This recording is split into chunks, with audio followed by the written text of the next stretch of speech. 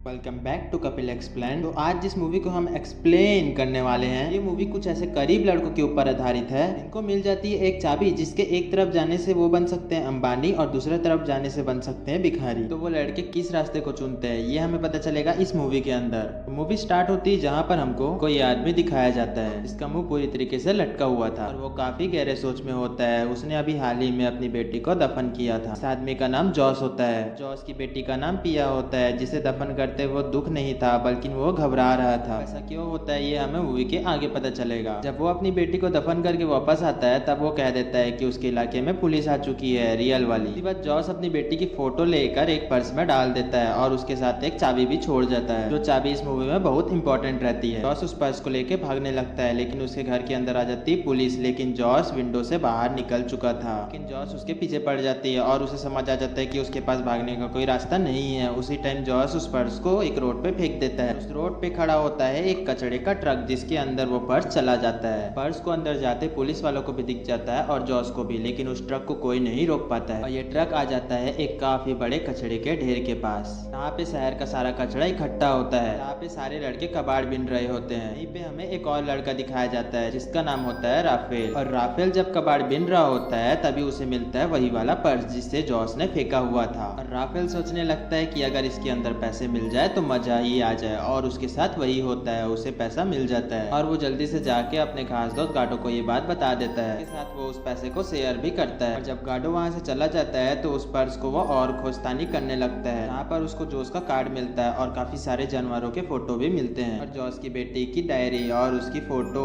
और एक चाबी भी मिलती है। दूसरी तरफ हमें जॉस दिखाया जाता है जिसकी हालत बहुत खराब थी क्योंकि पुलिस वालों ने उसे बहुत मारा था। पुलिस वाले उस पर्स के बारे में पूछने लगते हैं, लेकिन जॉस उसे कुछ नहीं बताता है। ये पुलिस वाला जिसका नाम होता है फ्रेड, तो किसी के कहने पर उस पर्स को ये काफी शिद्दत से ढूंढ रहा है और ये किसके कहने पे ढूंढ रहा है ये हमें मूवी के आगे पता चलेगा। इसी तरफ राफेल और कार्डो यहाँ पर खा रहे होते हैं खाना, जहाँ पर एक और अमेरिका लड़की रहती है जिसका नाम होता है ओलिविया। दरअसल ये सब हो रहा था ब्राजील में और ओलिविया इन बच्चों की काफी मदद करती है, इन्हें पढ़ाने लिखाने के लिए और इनके खाने में भी मदद करती है। इसके फादर भी यहीं रहते हैं, जिसके कारण सारे बच्चे इनकी रिस्पेक्ट करते हैं और इनके साथ काफी खुश रहते हैं। और पैसे मिलने की खुशी में ये दोनों लगा देते हैं गोते। जिसके बाद वहाँ आ जाती है पुलिस। किसी को भी यहाँ कोई पर्स मिला जो कि है लाल कलर का तो वो मुझे लाकर दे दे, जिसे हम देंगे बहुत बड़ा प्राइस। और अब राफेल काफी सतर्क हो जाता है क्योंकि वो पर्स उसी को मिला हुआ था। तभी फ्रेड इन दोनों के पास आ जाता है और इन दोनों से करने लग जाता है पूछताछ, क्योंकि इन दोनों के चेहरे काफी अजीब दिख रहे थे, जैसे इन्हें कोई सांप सूंघ गया हो। गाडो पूछता है कि तुम क्या ढूंढ रहे हो। फ्रेड बोलता है कि मैं एक पर्स ढूंढ रहा हूँ जो हमारे लिए बहुत इंपॉर्टेंट है, जिससे कि काफी केस सॉल्व हो सकते हैं। फिर गाडो कहता है कि यहाँ फ्री में कुछ नहीं मिलता है। फिर फ्रेड बोलता है कि मैं तुम्हें दूंगा $1000। फिर वो राफेल को इशारा करता है कि $1000 काफी ज्यादा है, पर राफेल इशारों में ही मना कर देता है। और फ्रेड के जाने के बाद राफेल कहता है कि मेरी माँ ने सिखाया कि पुलिस वालों के ऊपर कभी भरोसा नहीं करना, और ये बात कितनी सच है ये आप कमेंट में बता देना। और फिर रात होने के बाद गाडो राफेल से कहता है कि हम उसे वो पर्स दे देते हैं जिससे मिलेंगे हमको $1000। राफेल कहता है कि वो पर्स किसी जॉस नाम के आदमी का है, और जब पुलिस वाले हमें उस पर्स के $1000 दे रहे हैं तो उस पर्स की कीमत और ज्यादा हो सकती है। और दोनों ही बातें करते करते एक अपने दोस्त रेड के पास चले जाते हैं। रेड जिसके बॉडी में है थोड़ी खुजली की प्रॉब्लम, जिसके कारण उसका कोई भी दोस्त नहीं है। और वो दोनों अपनी सारी कहानी रेड को सुनाने लगते हैं और वो दोनों कहने लगते हैं कि मुझे सिटी में जाना है और उस लॉकर को खोल के देखना है कि उसके अंदर क्या है। और अब ये दोनों कैसे भी जुगाड़ करके जॉस के लॉकर के पास पहुंच जाते हैं, पर वहाँ पर होती है पुलिस। फिर गार्डो पुलिस वालों का ध्यान भटका के वहाँ से भाग जाता है। फिर राफेल और रेड मिलकर लॉकअप को खोलने लग जाते हैं और उस लॉकअप में रखा हुआ सामान अपने साथ लेकर भाग जाते हैं। और गार्डो तो हमारा था ही एक्सपर्ट, वो पुलिस वालों को चकमा देकर भी वहाँ से भाग जाता है। और उस लॉकअप के अंदर मिलता है इनको एक लेटर और जॉस और उसकी बेटी की कुछ फोटोज, जिसके पीछे में लिखे होते हैं कुछ नंबर्स। और इन तीनों के अरमानों में फिर जाता है कीचड़। पर ये तीनों इतने में हार कहाँ मानने वाले थे। अब ये लोग क्या करते हैं कि जिस आदमी का नाम लिखा हुआ था उसे इंटरनेट पर सर्च करने लगते हैं। और ये लैपटॉप था ओलिविया का। जब ओलिविया होती है बाहर तो ये लोग होते हैं अंदर, और उस आदमी की सारी डिटेल लेकर ये लोग फोटो कॉपी कर वहाँ से बाहर निकल जाते हैं। और दूसरी ओर हमें दिखाया जाता है फ्रेड, जो काफी मेहनत से उस पर्स को ढूंढ रहा होता है, लेकिन वो उसी समय ये बात नोटिस कर लेता है कि वो दो लड़के यहाँ पर काम में नहीं आ रहे हैं। राफेल राफेल और गार्डो। और फिर वो एक लड़के से पूछता है कि वो दोनों लड़के कहाँ हैं, तो वो लड़का बताता है कि वो दोनों काफी दिन से नहीं आ रहे हैं। जिसके बाद वो पुलिस वाला समझ जाता है। उसके बाद वो रात में चुपके से अपने सिपाहियों को भेजकर राफेल को उठवा लेते हैं। और गार्डो यहाँ पर खेल रहा होता है गेम, और जब तक गार्डो उन्हें देखता है तब तक राफेल को पुलिस वाले ले जा चुके होते हैं। और गार्डो रफ्तार में जाकर ये बात बताता है फादर जूलियट को, जो इन सभी गरीब बच्चों की देखभाल करता है। और अब जूलियट घबरा जाता है और ये दोनों ही पुलिस वाले राफेल को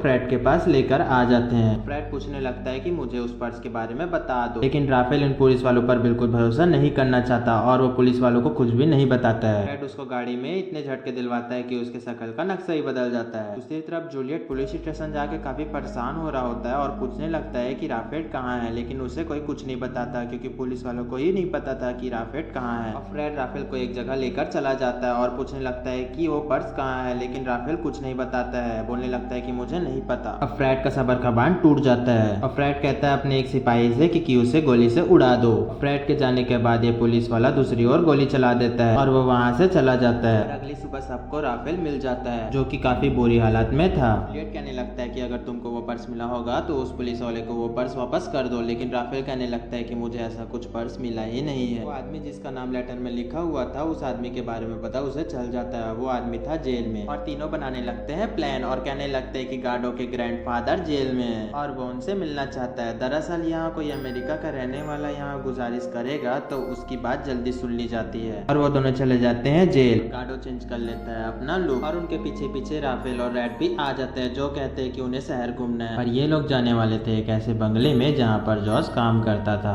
गार्डो चला जाता है अपने फेक ग्रैंडफादर से मिलने, लेकिन ये बूढ़ा आदमी कहने लगता है कि मैं इसे नहीं जानता हूँ। लेकिन ओलिविया इस सारे बात को नहीं समझ सकती क्योंकि ओलिविया बोलती थी इंग्लिश और ब्राजील में चलती थी पुर्तगाली भाषाएं। और वो बूढ़ा आदमी सोचने लगता है कि ये बच्चा मुझे टोपी पहनाने आया है। लेकिन जब गार्डो उसे जॉस का लेटर देता है, इस आदमी के आ जाते हैं आंख से आंसू क्योंकि जॉस के ये सगे पापा है। उसके बाद सीन रुक जाता है और हमें जॉस की कहानी दिखाने लग जाती है कि जॉस के साथ क्या हुआ था। जॉस एक काफी बड़े बिजनेसमैन का सेक्रेटरी था और वो बिजनेसमैन कुछ इलीगल काम भी करता था जिसका सारा डेटा जॉस के पास ही था। लेकिन जॉस ने उस बिजनेसमैन का सारा डेटा और उसके सारे पैसा उड़ा लिया और एक फ्रिज में सारे सामान को भरकर वो अपने घर आ गया। इसलिए वो बिजनेसमैन जॉस के पीछे पड़ा हुआ है और वो बिजनेसमैन जानना चाहता है कि उसका पैसा और डायरी कहाँ लेकर चला गया है। और फ्रेड इसी बिजनेसमैन की कठपुतली है। जॉस की कहानी समझने के बाद हम आते हैं अपने प्रेजेंट कहानी में। तब इस बूढ़े आदमी को समझ आ जाता है कि गार्डो इसके लिए एक फरिश्ता है और जॉस के फादर को यह मालूम था कि इनको उस एड्रेस तक पहुंचने के लिए एक पहेली सॉल्व करनी पड़ेगी। एग्जैक्ट लोकेशन तो जॉस के फादर को भी मालूम नहीं है कि वो पैसा कहाँ हुआ है। जॉस का फादर एक अपने आदमी से कहता है कि तुम इसे जेल के बाहर मेरी वाली बाइबल दे देना और गार्डो से ये कहने लगता है कि इसमें जितने भी नंबर लिखे हुए हैं उनको सॉल्व करके तुम्हें उस जगह का एड्रेस मिल जाएगा। उसके बाद ये सभी लोग वापस घर आ जाते हैं और उसके बाद ओलिविया पूछने लगती है कि वहाँ क्या हुआ, मुझे सब सच बताओ कि क्या परेशानी है, क्योंकि ओलिविया को आती है इंग्लिश और वहाँ चलती है पुर्तगाली भाषाएं, इसलिए वो कुछ समझ नहीं पाती है। लेकिन ये तीनों उससे झूठ बोलते हैं और कहने लगते हैं कि फ्रेड ने हमारे साथ बहुत गलत किया है और हम चाहते हैं कि तुम हमारी वीडियो बनाओ। उसी समय ओलिविया इन सब की वीडियो बनाकर इंटरनेट पर डाल देती है और ये बात पता चल जाती है फ्रेड को